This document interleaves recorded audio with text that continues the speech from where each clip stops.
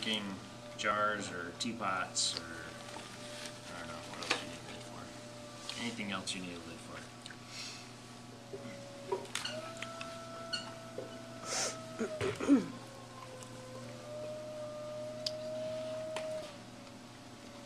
Hubby, you want to see the lid demonstration? Yeah. She's listening.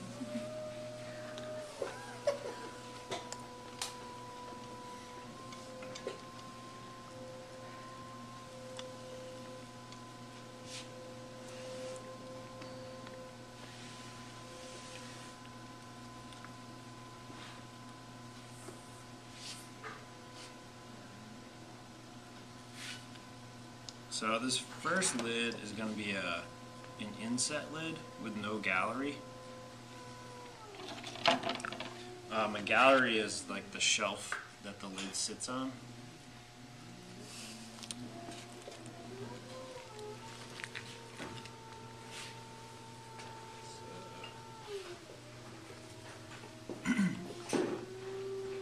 So no, I mean this has to have something to rest on, so I guess there's sort of is a gallery. It sits on the wall here. So it's got a collar in. And this is the easiest type of lid to make because it doesn't have to be exact. It's got a lot of play factor.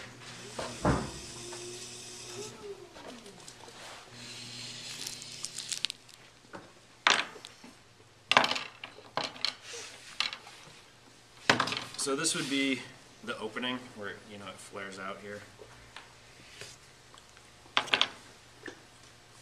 Take this off. Now you always want to measure for your lid right away because as soon as it starts to dry, it starts to shrink. So if you go and throw a bunch of bottoms to like a bunch of jars and then come back and take your measurement and throw tops, none of them are going to fit well. So because this does have a lot of play, I'll take a sort of rough estimate. Okay, so I set my calipers. Now I'm going to throw all these lids, what we call off the hump. So I have like a large chunk of clay, much more than I need for one lid, but this allows me to throw multiples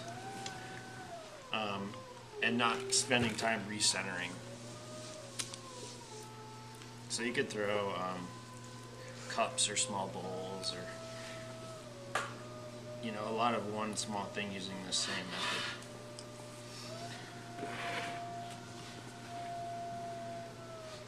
So I have this whole thing pretty centered, but I don't worry too much about being exactly centered except for just the top here, because this is what I'm using.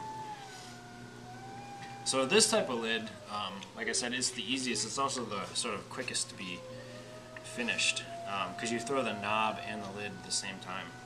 So first I'm going to separate out some clay in the middle for the knob.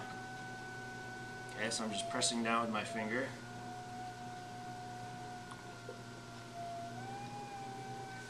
So that would be my knob right there. Okay.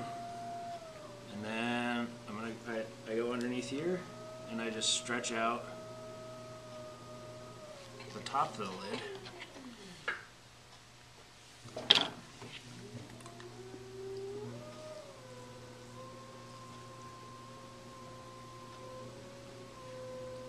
I love those calipers. Yeah, those are nice. I think they have these in the bookstore. Mm-hmm. They're the best that have the same sides. Otherwise, you have ones that look like this, and then you take this, and then you have another pair, and you measure the inside. But make sure it's there's two holes. You know, one is 1 to 1.5 or something. So make sure it's the 1 to 1 hole. Okay, so you want to try to roughly match this downward angle here with this angle. So that way your lid sits nice. And you take wire tool or the needle tool and you just cut this right off. Now you could you know, this could be it right here. You could just take a rib and kind of smooth this over. Right? It's a little crude, but bam. Bam, it's Done. wrong. I was thinking B, but So that is the easiest lid to make right there. And the easiest solution for a lid because there's a lot of play, you know. slap him. I want to see him get it all. Well, no, it doesn't. It ain't gonna happen. So now, now I'm gonna do a lid with a gallery, and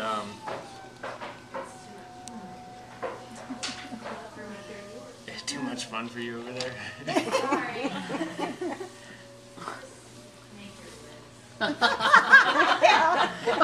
You come slapping. Innovative. Is that on YouTube? Sorry. It will be. You're gonna be famous.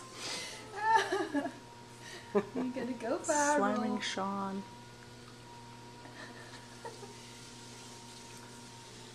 Oh, darn.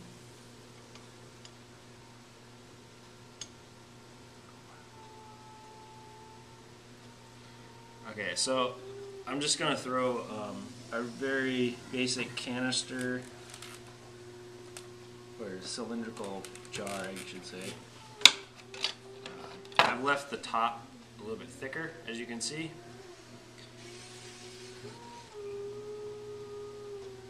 Because I need that to create the gallery for the lid to sit. So my thumb is supporting the outside wall, okay, from here. That way when I push down, this isn't going to stretch the outside or the top out. So I'm going to use the corner of my rib. And at first I'm going to kind of come down at about a 45-degree angle. Okay, just to get started. And then I'll turn my rib down so it's flat. And you see how that pushed that gallery down? Okay. Right there, I was just supporting it from underneath as I push down some more. And the edges, like this top edge and then this edge right here on the gallery tend to get thin, so I like to just take my sponge. You see how I kind of rounded that out, thicken it back up.